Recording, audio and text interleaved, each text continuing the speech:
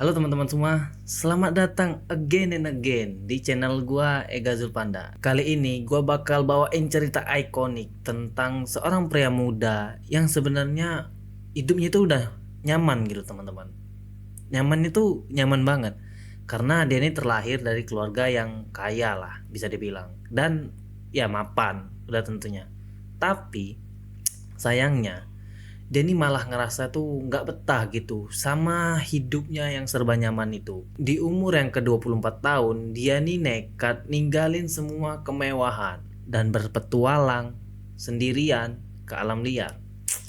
Sampai akhirnya kisahnya ini nih jadi legenda gitu. Banyak cerita selama dia berpetualangan itu teman-teman. Jadi kalian tuh siapkan semua amunisi untuk mendengarkan ceritanya ya. Oke, tanpa basa-basi yang sudah basi, kita langsung saja ke ceritanya. Ingat, fokus pada fakta di dunia nyata. Pria yang gue sebutin di awal tadi itu bernama Christopher Johnson McCandless, lahir pada 12 Februari 1968 di El Segundo, California, Amerika Serikat. Gua sebut dia Chris lah ya, biar mudah gua nih nyebutnya gitu. Nah, jadi Chris ini teman-teman sebenarnya itu terlahir sebagai anak yang berprivilege lah. Ya, dalam artian orang tuanya ini sukses gitu, yang ngebuat hidup dia itu tuh udah nyaman dari kecil. Nah, ayahnya itu tuh bernama Walter yang bekerja di perusahaan NASA, dan ibunya itu bernama Wilhelmina, dan ibunya ini kerjanya sebagai sekretaris di sebuah perusahaan penerbangan di Amerika Serikat. Chris ini juga punya adik perempuan yang bernama Karen. Jadi mereka sekeluarga ini tinggalnya di Annandale, Virginia, Amerika Serikat. Gimana nggak kaya coba teman-teman? Ayahnya aja kerja di NASA dan ibunya itu sekretaris di sebuah penerbangan gitu di Amerika Serikat. Tapi itu tadi teman-teman, karena ayah dan ibunya ini banyak menghabiskan waktu di kerjaan, jadi Chris dan adiknya Karen tadi ini nih kurang waktu bermain lah sama orang tuanya. Yang ngebuat Chris ini nih jadi suka berpetualang gitu kemana-mana bareng adiknya Karen tadi. Dan adiknya ini juga bisa dibilang lebih dekat dengan kakaknya dibanding dengan orang tuanya.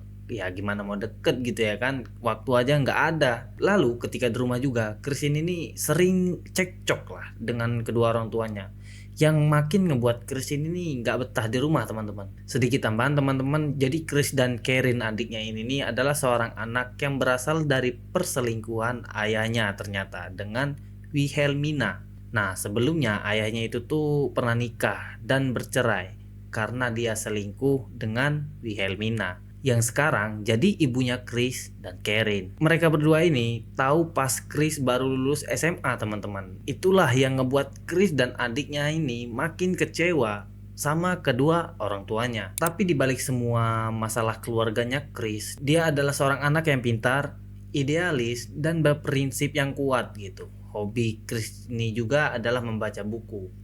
Tapi buku yang dia baca itu nggak biasa kayak anak-anak pada umumnya, melainkan dia ini lebih suka membaca buku tentang filsafat dan sastra. Dan Chris ini juga suka banget yang namanya keindahan alam gitu, dan juga kebebasan dalam hidup. Jadi dia ini orangnya nggak suka dikekang gitu teman-teman. Apa itu peraturan ya kan? Setelah Chris bertumbuh dewasa, Chris SMA-nya itu di Woodson High School, Virginia. Dan dia juga lulus kuliah di Emory University. Di sana dia mengambil jurusan ilmu sejarah dan antropologi. Dan dia lulus di tahun 1990. Dia lulus dengan nilai yang sangat bagus, lebih tepatnya lagi. Setelah lulus kuliah dan dengan nilai yang sangat bagus, ngebuat kedua orang tuanya Chris nih ya bangga lah punya anak kayak dia nih. Udahnya pintar, nilainya juga di atas rata-rata ya kan. Lalu orang tuanya ini ada bilang lah ke Chris kalau coba kamu ngelanjut aja ke bidang pendidikan hukum gitu, terus berkarir di bidang hukum untuk masa depan yang lebih baik. Sebenarnya ya Chris ini bisa aja teman-teman ngambil jalan yang udah dibuka gitu sama orang tuanya, lanjut ya kan, terus berkarir, hidup nyaman, aman, sentosa, pokoknya tenang lah hidup nih, kaya juga. Tapi itu tadi, Chris ini pribadi yang berbeda gitu, karena dia ini orang yang sangat idealis dan berprinsip yang kuat gitu. Jadi dia mengambil keputusan yang ngebuat orang tuanya ini kecewa teman-teman. Jadi setelah dia lulus dari kuliahnya gitu, Chris ini bukannya cari kerjaan kayak teman-temannya yang lain gitu. Dia ini malah berpetualang ke alam dengan alasan dia ini mau mencari jati diri dan ingin hidup dengan jalannya sendiri. Nah, setelah dia mengambil keputusan itu, dia ini kan selama kuliah itu dikasih uang jajan lah ya sama orang tuanya, dan dari uang jajannya itu ditabung. Terus kekumpul lah sampai dia lulus itu sekitar 24.000 dolar. Kalau dirupiahin itu dengan kurs yang sekarang ya sekarang itu bisa bernilai 390 juta rupiah. Nah, duit 390 juta rupiah tadi itu tuh semuanya didonasiin ke sebuah organisasi badan amal, yaitu Oxfam. Gak cuman itu, kartu kredit, SIM, KTP, semua dia tinggalin. Jadi dia itu berpetualang cuman modal badan dan mobil kesayangannya. Dan juga dia membuat nama baru, yaitu Alexander Supertramp, membuat identitas baru gitu maksudnya. Mulailah ya kan dia ini berpetualang menggunakan mobil kesayangannya tadi. Awalnya itu dia mau berpetualang ke bagian Amerika Barat. Tapi sayangnya teman-teman, saat perjalanan mobil kesayangannya ini rusak gara-gara banjir di sebuah gurun Arizona. Dan yang paling buat gua why lagi nih sama Chris ini, mobil yang rusak tadi itu tuh nggak dibenerinnya. Harusnya kan ya minimal dibawa ke bengkel gitu, malah ditinggalin coba mobilnya itu. Nah, dari situlah dia ini bener-bener mulai petualangannya. Kenapa ya udah nggak ada barang-barang lagi gitu kan. Udahnya itu dia jalan bawa badan doang dengan identitas yang baru. Jadi Chris ini hanya mengandalkan ilmu yang dia punya aja nih untuk bertahan hidup di seputaran Amerika. Jadi selama kurang lebih 2 tahunan lah Chris ini berpetualang di Amerika. Jadi dia ini benar-benar puterin tuh Amerika. Dan untuk dia tetap bisa makan, minum, dan istirahat, dia itu kerja serabutan gitu teman-teman. Tidurnya di pinggir jalan, udah persis kayak homeless gitu teman-teman. Udah mah enak ya kan ikutin apa kata orang tuanya gitu. Ya namanya juga orang ya. Selalu ada aja gitu ceritanya. Jadi teman-teman, untuk rute-rute yang Chris kunjungi itu yang pertama ada Arizona dan California. Di sana tuh dia bekerja serabutan. Terus untuk tempat dia istirahat itu tuh numpang di rumah warga sekitar sana. Kadang tuh juga tidur di tenda. Pokoknya nggak peduli lah hidup nyaman dia nih, yang penting hidup aja. Lalu dia ke Dakota Selatan, sempat kerja di ladang gandum punya seorang warga. Nah, yang punya ladang itu tuh kagum banget nih sama kegigihan Chris ini dalam bekerja, karena Chris ini katanya sangat rajin, tapi juga sering ngeyel juga gitu kalau diomongin. Dan yang terakhir dia ke area Colorado dan Oregon. Chris ini mencoba hal baru, yaitu mendaki gunung, bahkan pernah nekat nyebrang sungai dengan naik sampan sendirian. Yang mana sungai di sana itu kan harusnya kenceng gitu teman-teman, dan gede juga. Kalau naik sampan kecil ya jelas oleng banget ya kan. Ya dia sembari nguji mentalnya kali ya. Untungnya sih selamat ya Chris ini. Setelah puas dia berpetualangan di sekitaran kota yang ada di Amerika, Chris ini beralih tujuan gitu, yaitu ke arah Alaska. Ya masih di Amerika juga sih, cuman ya di bagian ujung-ujungnya gitu. Di tahun 1992, yang mana di Alaska ini tempat yang dia obsesiin banget dari dia kecil. Karena bagi Chris, Alaska itu tuh adalah tempat kebebasan sejati. Jadi apa yang membuat Chris ini obsesi banget nih dengan wilayah Alaska? Itu dikarenakan dia ini dari kecil suka banget baca buku dari penulis Jack London. Nah, penulis ini nih sering banget tuh cerita tentang kerasnya hidup di hutan Alaska. Jadi bagi Chris ini nih adalah tempat yang sangat istimewa banget nih. Menurut Chris ya, tahun 1992 Chris ini akhirnya mewujudkan obsesinya, masuk ke hutan Alaska sendirian dengan menyeberangi sungai Teklanika, yang mana dia ini cuman bawa beras 4,5 kilo, senapan kecil, beberapa buku tentang tanaman yang ada di hutan, dan peralatan yang minim. Nah, sebelum ke sana, dia ini sudah diperingatin dengan warga-warga sekitar Alaska itu kalau persediaan makanan dan lain-lainnya itu kurang gitu. Jadi harus nambah lagi persediaan makanannya. Cuman itu tadi lah ya.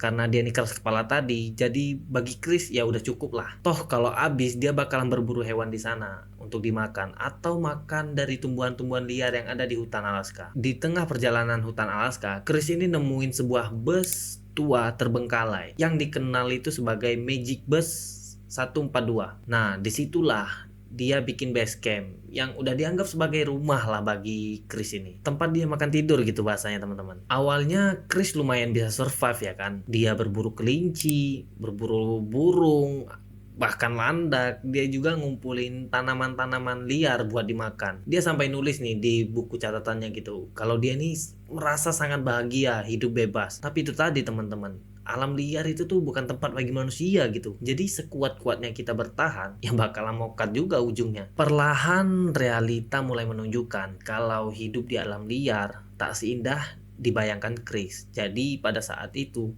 stok makanan yang dibawa sama Chris ini makin menipis. Buruan hewan makin sulit didapat.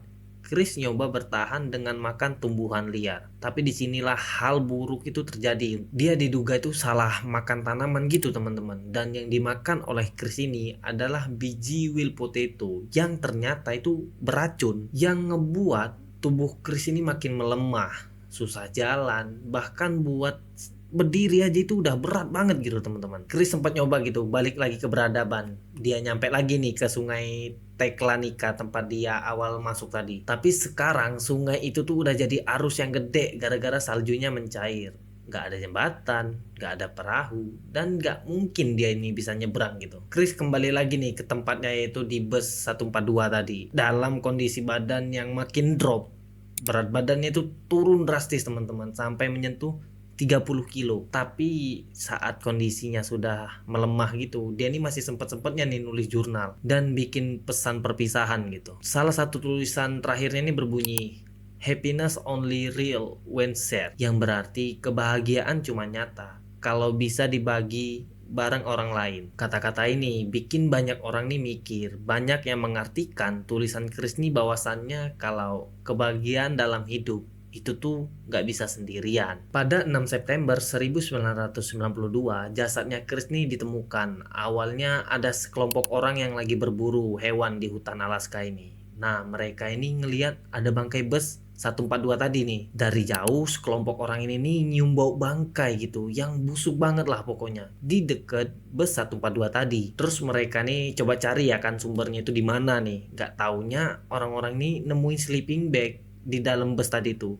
yang berisikan jasadnya Chris teman-teman. Dan ternyata Chris ini diduga sudah meninggal kurang lebih 2 minggu sebelum dia ditemukan sama orang-orang yang berburu tadi. Dan kondisi jasadnya Chris ini sangat memprihatinkan teman-teman. Dengan tinggi badan 1,74 meter, berat badannya itu bisa sampai 30 kilo. Wajahnya itu sangat kurus sampai tinggal kulit dan tulang. Banyak yang menganggap Chris ini meninggal karena kelaparan. Chris ninggalin catatan di selembar kertas yang ditempel di pintu bus yang berisi dia ini minta tolong karena dia sudah lemah banget dan gak bisa bertahan hidup lagi. Nah, dari kisahnya Chris ini, dunia ini baru tahu setelah Jon Krakauer nulis buku yang berjudul Into the Wild di tahun 1996. Dan dari buku tersebut diadaptasi menjadi film gitu teman-teman, yang rilis tahun 2007.